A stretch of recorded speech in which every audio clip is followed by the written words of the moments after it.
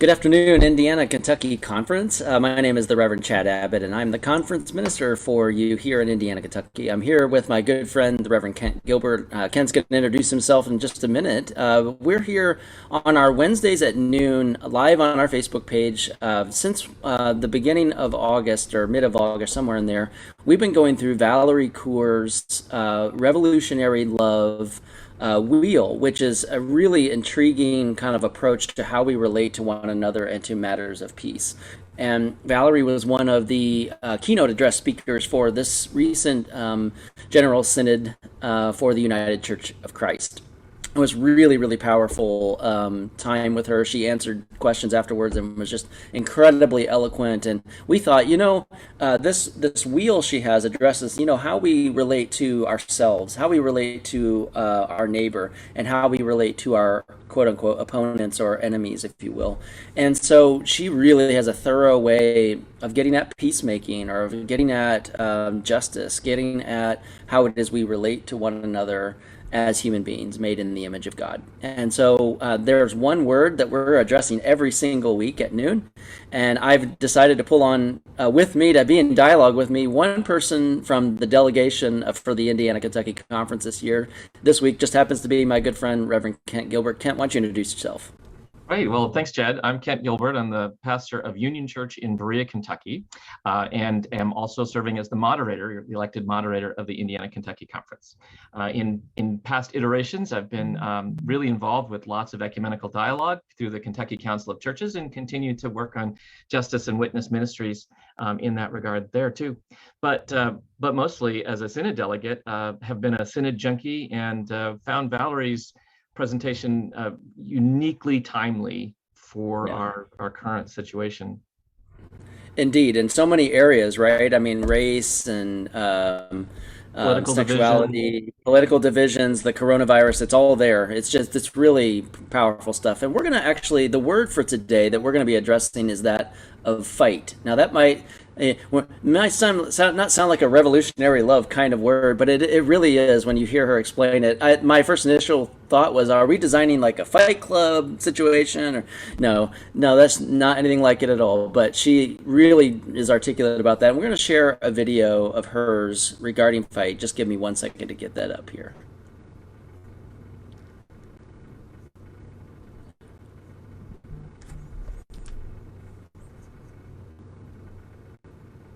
Any act to change the world or any act to change the world around us begins within us. It starts with a sense of agency, a sense that we have the power to affect change.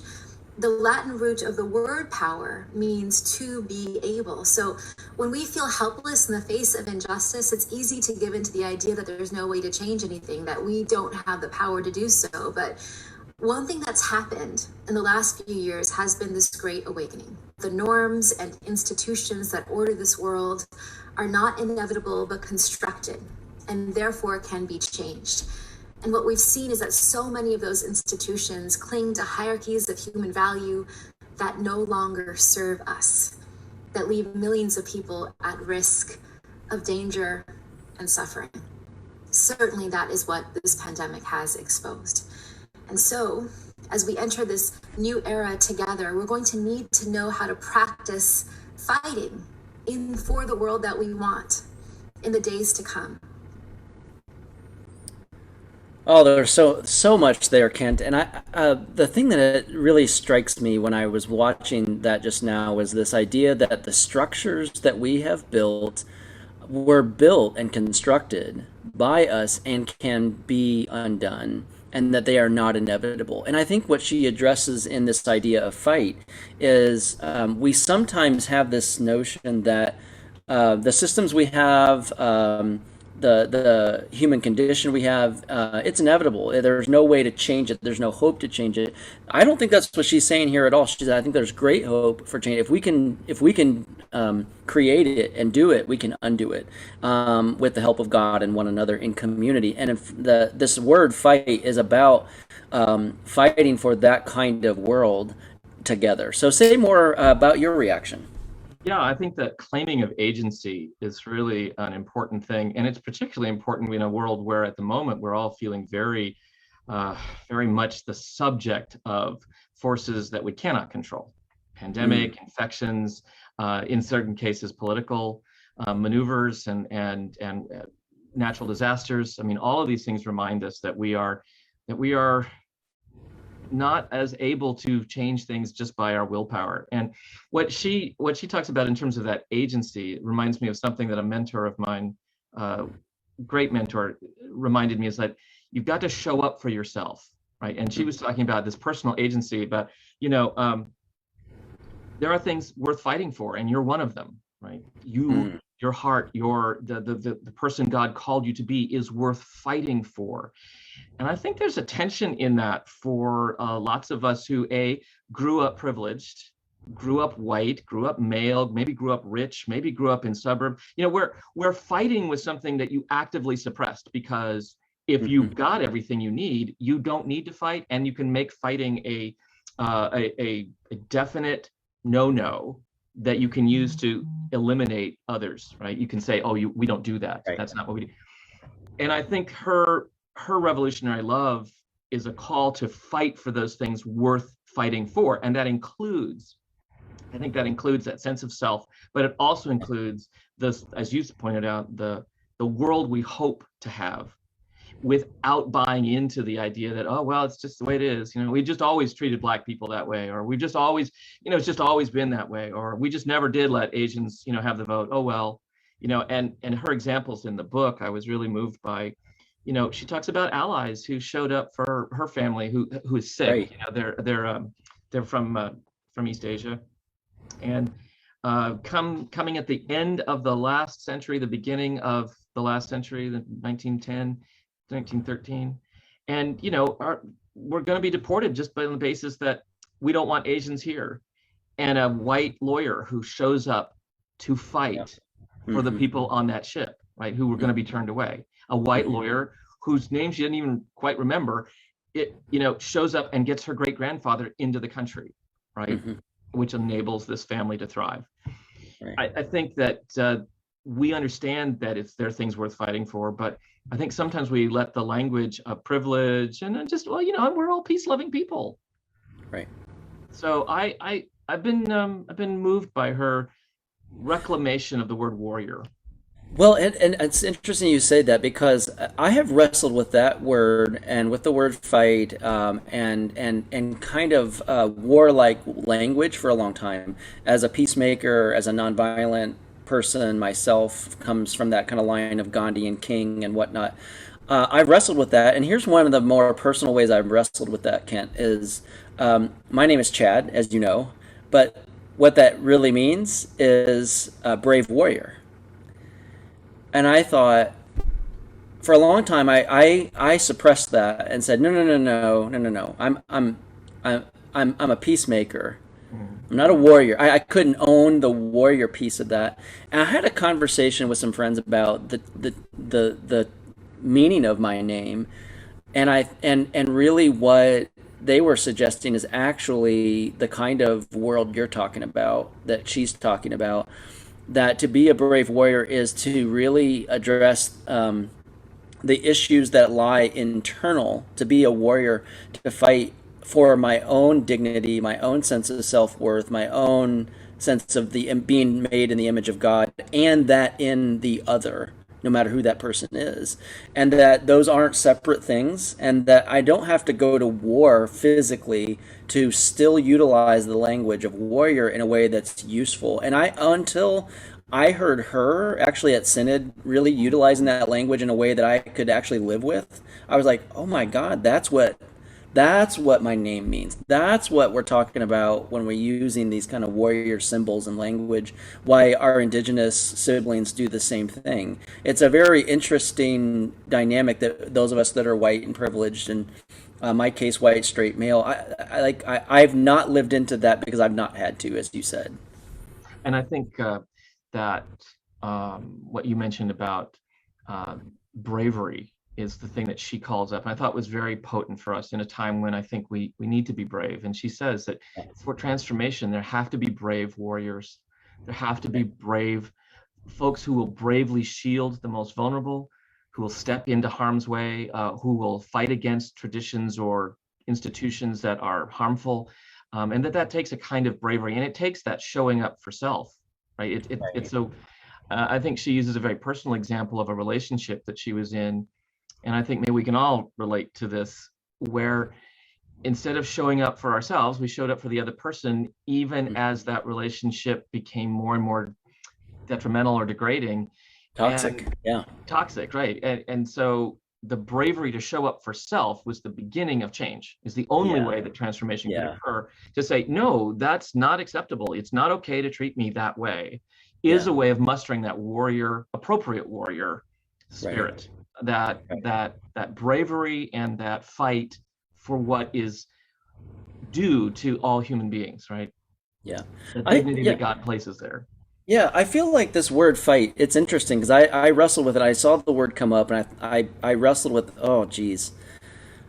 That's one of the, I'd much rather stick with wonder, but she's pushing me here and us here. And I think what I'm hearing in her is it's to even just approach the word fight is a reclamation of the humanity and dignity that we all possess by the fact that we're created in the image of God.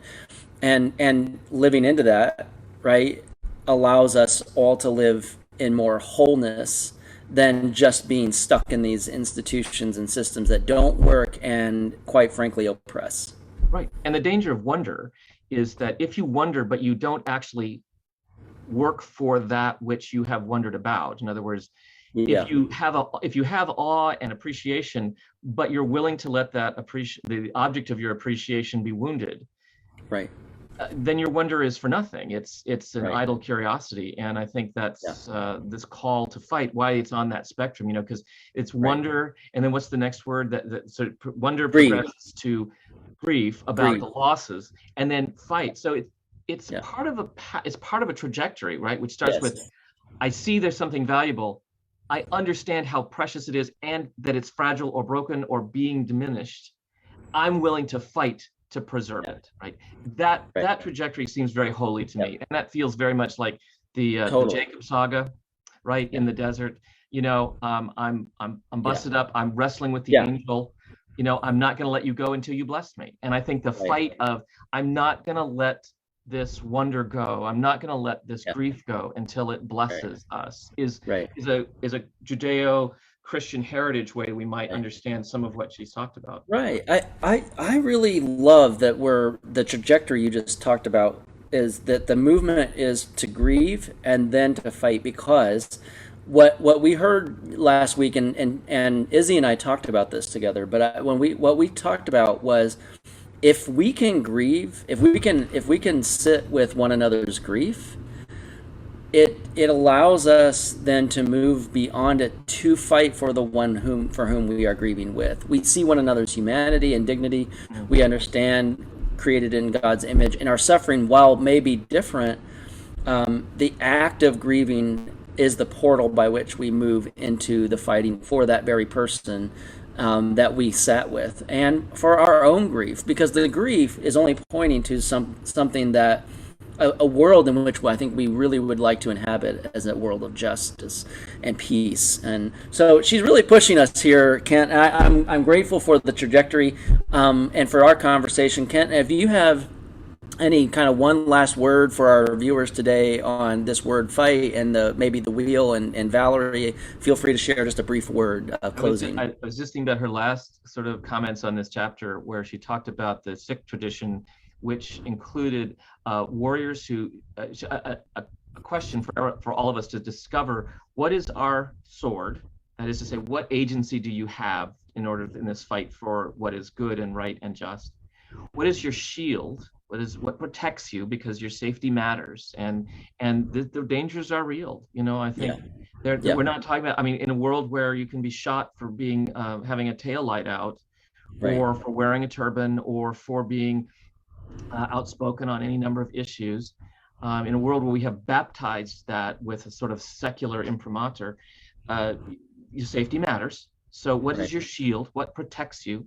And then she talks about what what sustains you. There's this wonderful musical instrument that sick warriors used to carry into battle that was portable, so that they could encourage and strengthen each other. And I feel like, that matters to us, right? What is it that feeds us and enables us to do this brave work? What things encourage our hearts? So is it prayer? Is it music? Is it meditation? Is it community? Is it partying? Is it dancing? I think dancing is underutilized as a spiritual tool. And finally, you got to do that in community. Your sangat, your church, your clan, your peeps. Yeah. And so I wanted to just say I took a lot of encouragement to identify what I can do, to identify how I can keep myself and others appropriately safe while still being brave, to take with me the resources that encourage me, and to then do that with others so that we can move together. I love it. I think is very, very Jesus. Oh my God, yes.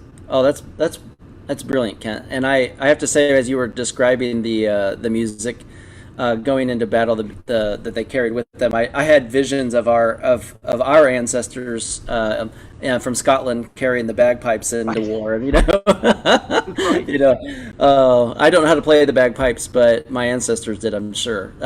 Kent, it is so wonderful to be with you today. What a gift it was for you to share your perspective as one of our delegates on Valerie's work. And next week, friends, we'll be back together again here at noon on the IKC Facebook page live with another delegate. We'll be covering another section of the wheel. We do another trajectory now. So we've covered the 3. We'll move to another 3. There's a total of I believe there's